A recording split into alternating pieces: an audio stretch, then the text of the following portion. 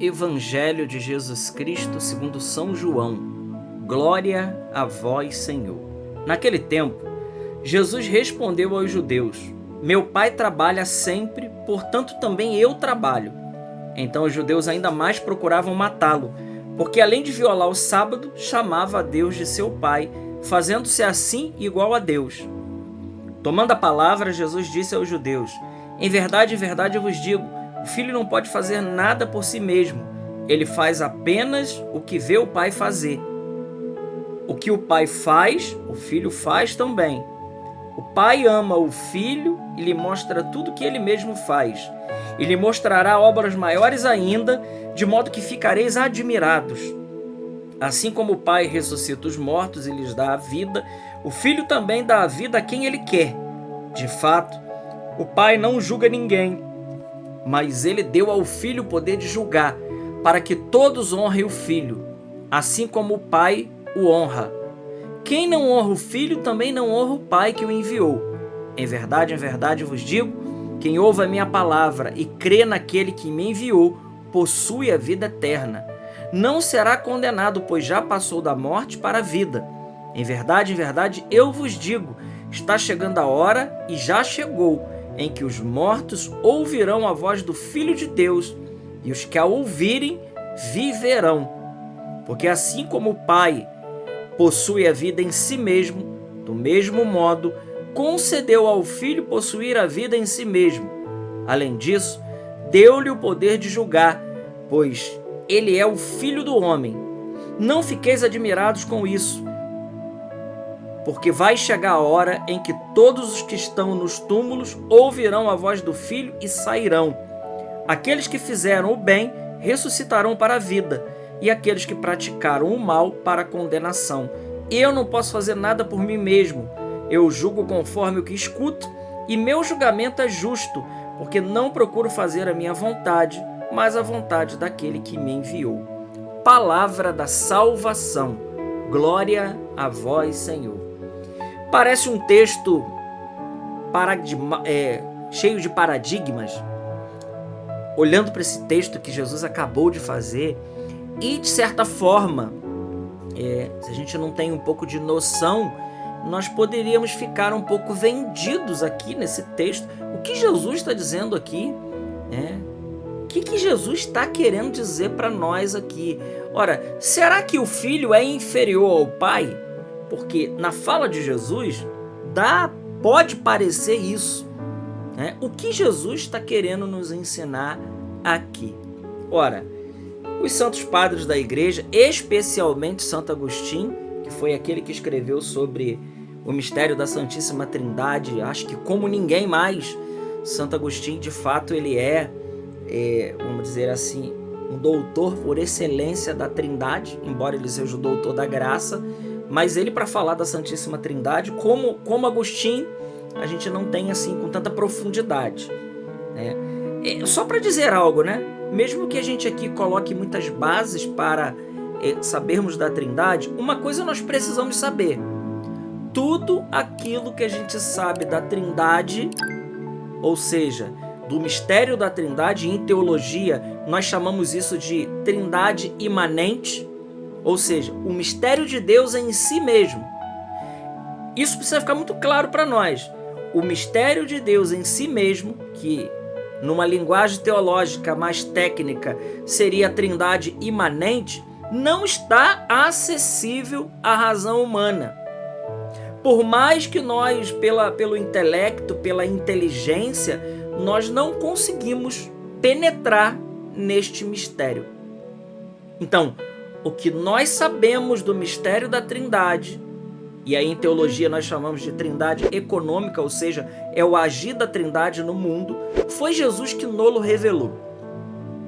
Então, o que nós sabemos do mistério de Deus, do agir de Deus, por exemplo, quando a gente estuda em teologia pericorese, as processões das pessoas da Santíssima Trindade e coisas do tipo, não fiquem espantados com essas palavras, mas quando a gente estuda isso, nós vamos ver que essas colocações, quem nos revelou foi o próprio Jesus. Isso aqui é a primeira coisa que a gente precisa ter bem claro dentro de nós, que o que nós sabemos do mistério de Deus, o que nós sabemos, né, foi aquilo que Jesus revelou. Somente isso, né? Nós não adentramos e sabemos todo o mistério de Deus, porque senão Deus deixaria de ser Deus. Então o que nós sabemos do mistério de Deus, Jesus o revelou. E aqui nessa passagem, Jesus aqui ele está dizendo algo muito importante para nós. Primeiro, ele está dizendo que ele é aquilo que o Concílio de Nicéia afirmou categoricamente no ano de 325, que Jesus ele é homoúsios. Ele é consubstancial ao Pai. Ele é da mesma substância, essência e natureza. Enquanto substância, essência e natureza. Enquanto operação, enquanto acidente, enquanto pessoa, porque Jesus ele é uma única pessoa. Qual pessoa? A segunda da Trindade. Mas Jesus ele tem duas naturezas. E Jesus tem uma alma humana, senão ele não seria humano.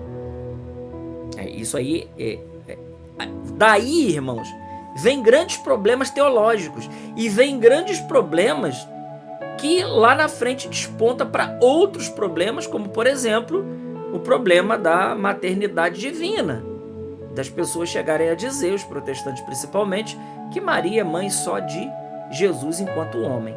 Ora, isso é um pleno desconhecimento de saber o mistério da Trindade e de saber aquilo que o próprio Jesus revelou.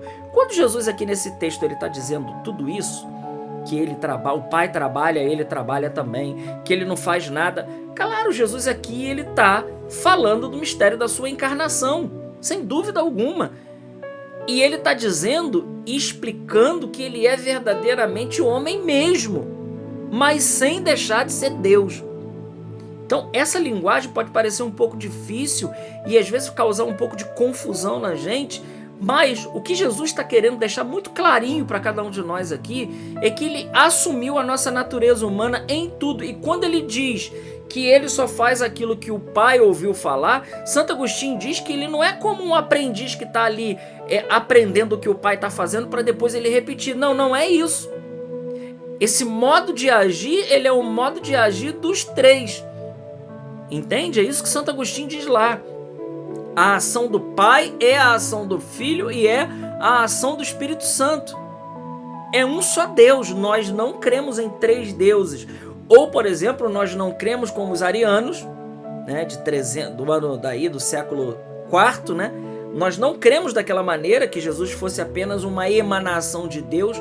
Não, o concílio disse claramente, Jesus é da mesma substância, essência e natureza. E também nós não acreditamos que Jesus não seja homem, seja simplesmente um simulacro que está ali. Não, Jesus ele é 100% Deus e 100% homem. Assumiu em tudo a nossa natureza humana, ao ponto de Santo Irineu de Lyon dizer que aquilo que não foi assumido não poderia ser redimido. Ora, se Jesus é o redentor do gênero humano, e com essa fala de Santo Irineu de Lyon, o grande padre da igreja dos primeiros séculos, ele está dizendo que aquilo que não foi assumido não poderia ser redimido. Então nós não seríamos redimidos. A nossa redenção seria algo incompleto. Mas isso não é obra de Deus. Deus não faz nada incompleto. Deus não faz nada faltando alguma coisa, porque Deus ele é perfeitíssimo. Então o problema todo gira em torno disso. E, infelizmente, muitas pessoas hoje ainda não sabem quem é Jesus. Desconhecem quem é Jesus.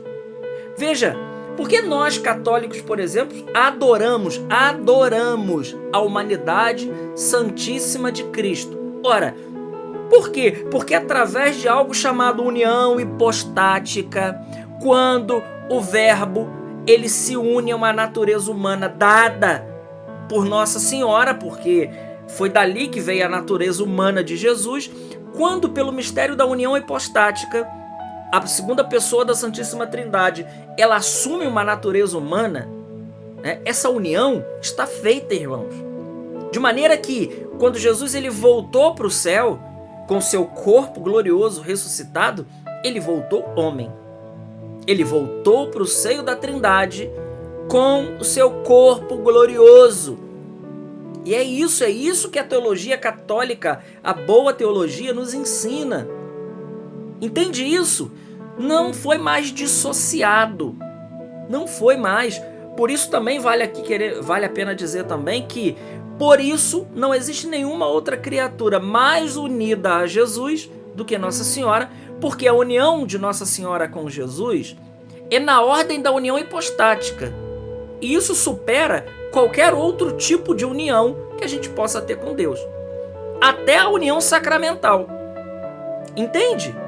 É muito profundo isso, é muito grande. Então, Nossa Senhora está unida a Jesus porque ela está unida na ordem da união hipostática.